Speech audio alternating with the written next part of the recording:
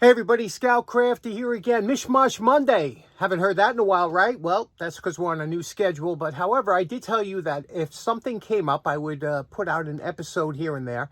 Today, we're going to talk about this weekend. On Saturday, I attended the Zagray Farm Museum show in beautiful Colchester, Connecticut. Had a great time, met up with a lot of people.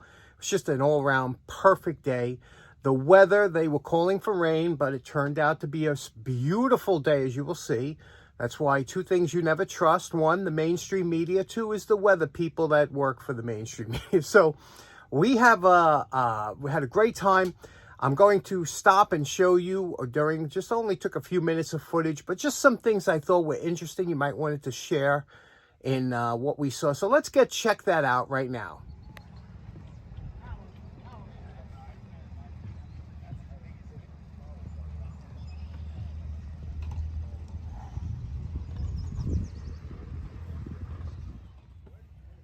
Now this is Bob's table, and he was surprisingly light with the amount of items he had, but there's always something good to find at his table. What kind of maniac doesn't love a $20 chain hoist?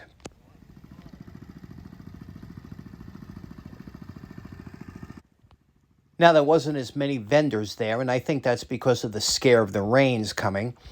Here we have some absolutely beautiful pressed steel vehicles. I love these things.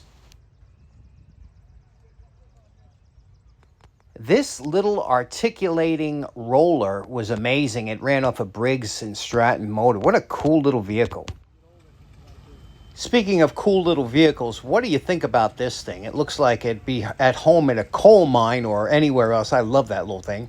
And this was the dollar tarp, one of many. And everything on here is $1. So many great deals to find.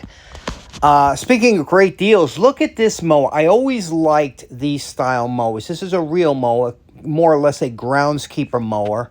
Look at this, had pinstriping. You know this thing was big money when it was sold originally. Guess how much this thing was going for? $125. Isn't that awesome?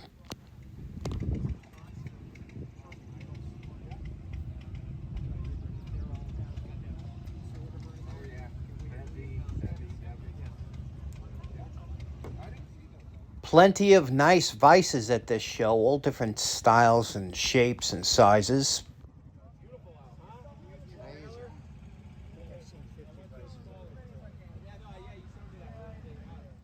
Everything on this trailer was $1, and there was a ton of great stuff. If you had the time, look through here, you could find all kinds of stuff. $1 a piece for everything on that trailer.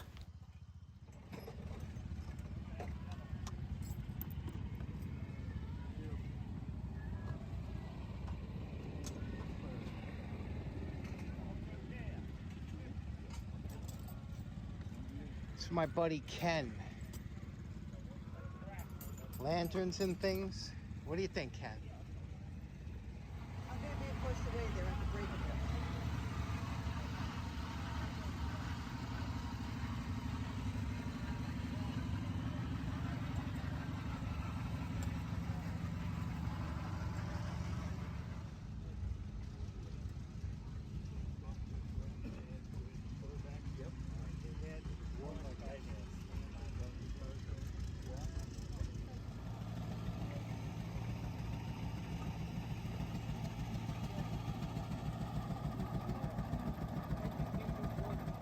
This looks like something right out of Mad Max, doesn't it? How much fun would this thing be to ride around in? Ken getting yelled at already.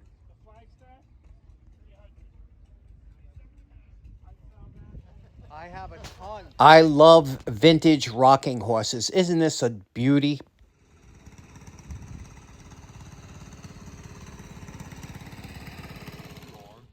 We had a fantastic group of people stop by to say hello. And right here, these two gentlemen, this is the future of tool restoration. This is one of those rare. I always loved a 55 Chevy, and boy, look at this, in Scoutcrafter Red. This is a two-door hardtop. Isn't that pretty? They are beautiful. You can see in the pictures there what they look like, and I have a restoration book there too if you want. Oh, 1950. Yeah. How you able to find them being one number apart? AKS. This one's got a bad head on it. So I just... A lot of times hidden in here will be something. Now there's Brian, and this is his tarp, but I couldn't even get close to it because there was so many people around it.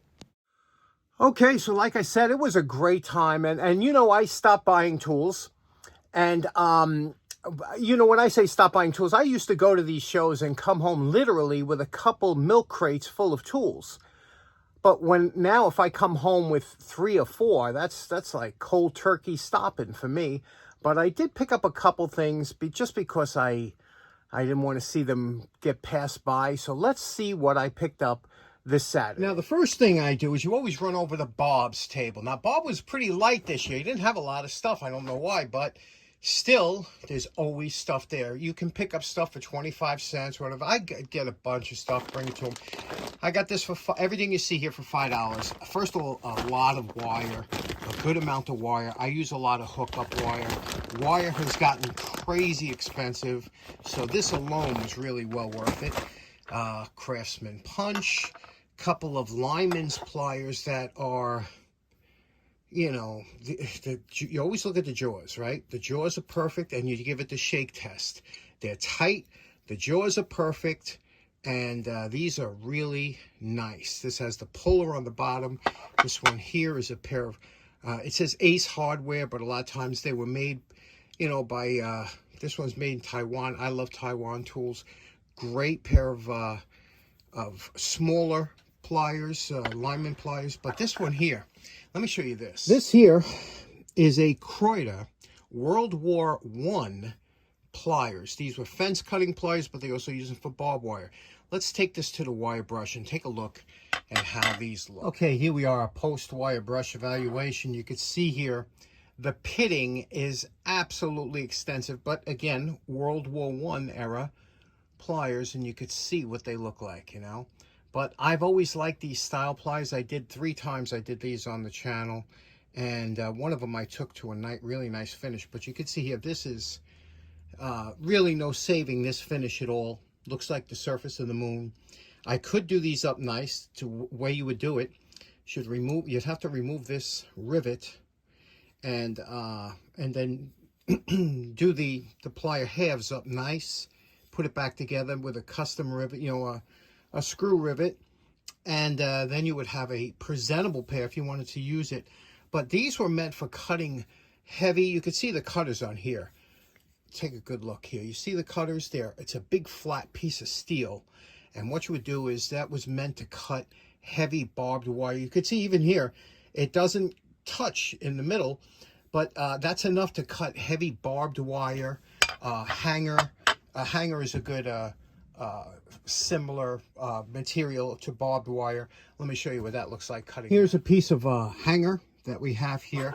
And I'm just going to put this here in the jaws, and you could hear, listen to the clip when it cuts through. Listen. You hear that shoot across? So this does a good job of cutting. It won't cut copper or anything like that because the strands, but for heavy wire, fence wire, barbed wire, these were great. And like I said, I can do these up nicely.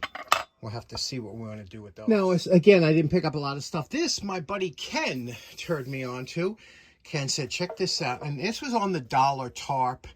And it is a Marvel Mystery Oil can. This predates. This doesn't have the barcode. So, you know, this is pretty old. And I have always loved these cans. I have a couple of them. But the old, it's empty. Marvel Mystery Oil. Who doesn't love that beautiful graphics on that can? Next up, I got these 2 items from our good friend Brian. We all know Brian. Brian did great at the show, and he always does. He always has fantastic stuff. And check this out. This is a cast iron scraper, possibly floor scraper. I don't know. I haven't seen. Do you see this here? And the model, I believe it says, is that? Can you see that? Is that a 196 or 106? Is that a 106 on there? Let me hit it with the wire brush. Okay, yes, I believe that's a 106. Either that or 901. No, it definitely is a 106. And this is a cast scraper, cast iron. Nice blade on here, good steel.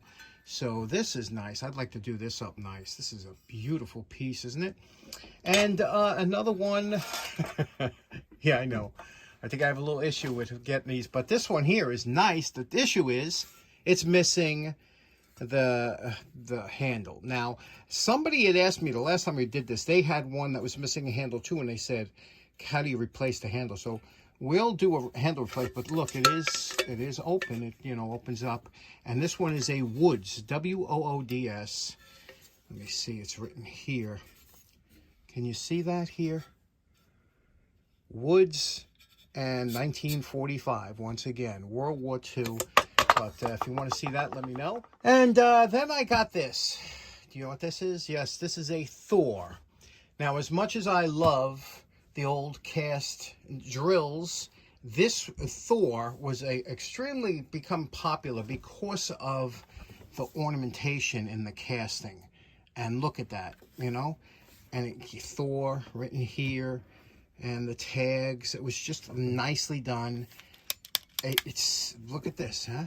Look at it just looks like something out of a steampunk alley, doesn't it? Just love it. Let me clean up the chuck real quick on the wire brush. Okay, we did the chuck here. Look how nicely that spins now. It's all cleaned up. A little drop of 50-50 in there. This is a well-made chuck. And again, these Thors were actually very good drills. They were well-made. I don't know if it works, but I'm looking. First of all, when you look at the cord here, you can see the cord. This is interesting. I stripped off a piece of here. This is coming out of there. You see that? How many times have you seen this before? This is that transitional time when they were going from metal drills to somewhat plastic. They wanted to ground it out to make it safer. And they ran a ground from the case to here that you could screw, you know, on your screw plate. There's that center screw, so you could plug this in, screw this around the center piece of your screw plate to give yourself a ground, okay? Now, to check to see if this works as a ground, you take your meter here on continuity, listen, hear that beep? So if I touch this to this ground here, I scraped it clean. So if I touch it to here and I touch it to the case, we should have some continuity. You hear that? So this was one of the early grounded metal drills that they had. That was their way of getting around it. And that's the same way you could do it when you put a grounded plug on it. So let's plug it in. What do you think? Do you think this is going to work? I don't know. I haven't tried it. Let's give it a shot. Okay, plugged it in. I'm wearing a glove. Not that this is going to protect me, but just in case. It'll limit the shock. Here, listen. Okay, it works. I don't even see any excessive sparking.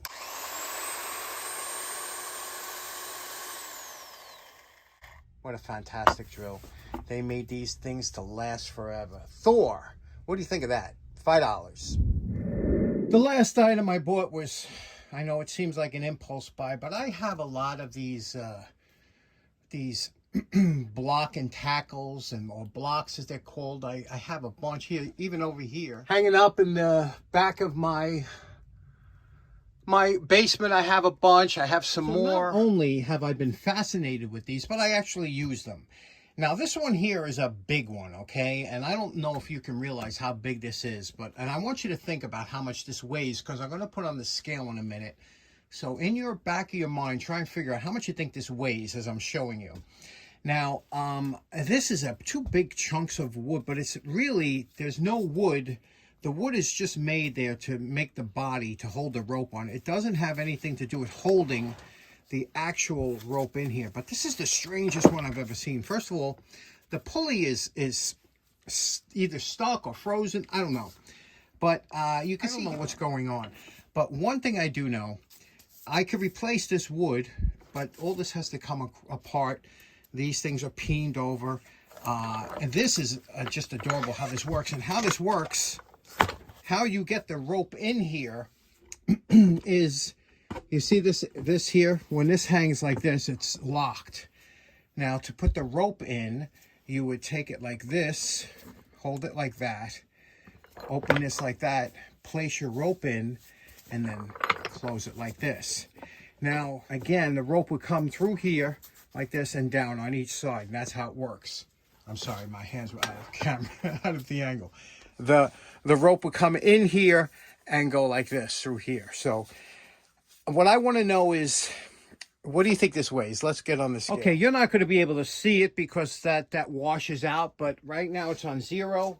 Let me hang this on there. Here we go. Letting it hang.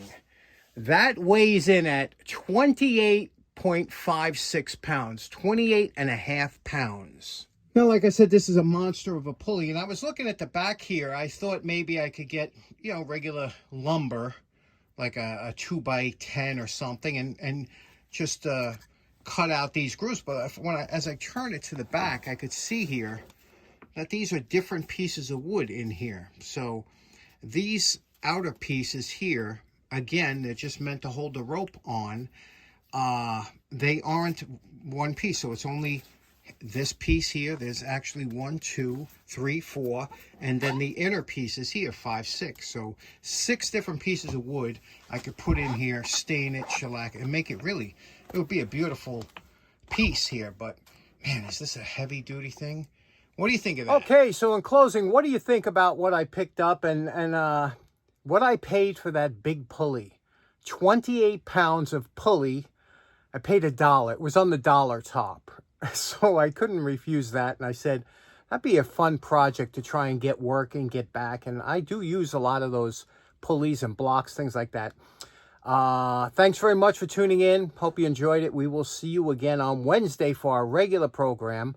We got a great project in store for you. Hope you tune in. Have a great day. Take care now.